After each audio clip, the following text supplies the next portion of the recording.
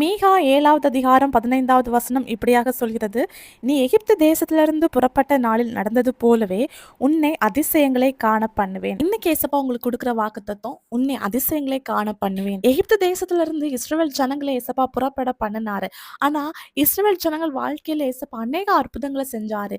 எங்க செஞ்சாருன்னா வனாந்திரத்துல செஞ்சாரு. ஒண்ணுமே இல்லாத இடத்துல.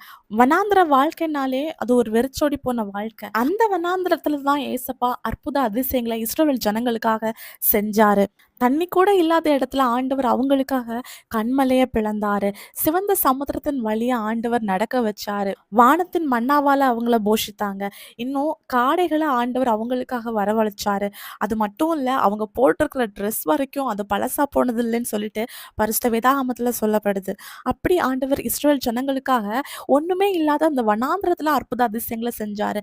அதே மாதிரி மனோவா தம்பதிய குறித்து பரிசுத்த வேதாகமம் சொல்லுது. அவங்களுக்கு குழந்தை இல்ல.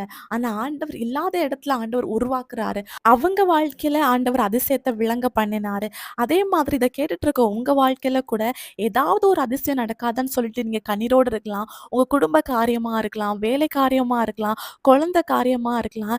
ஏதோ ஒரு இடத்துல இல்லாமங்கிற ஒரு குறைவோடு இருக்கிறீங்க. அந்த இடத்துல ஒரு அதிசயம் ஆண்டவர் விளங்க பண்ணா நல்லா இருக்குமேன்னு சொல்லிட்டு நீங்க அழுதுட்டு இருக்கிறீங்க.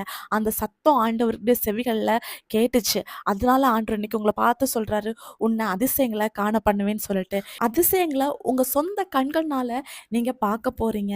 ஏசப்பாவை விசுவாசிங்க. உங்களுக்கு எந்த காரியத்துல அதிசயத்தை ஆண்டவர் செய்யணுமோ அதை அவருடைய சமூகத்துல சொல்லுங்க. ஏசப்பா உங்களை ஆசீர்வதிப்பாராக. இயேசு கிறிஸ்துவின் நாமத்தில் ஆமென்.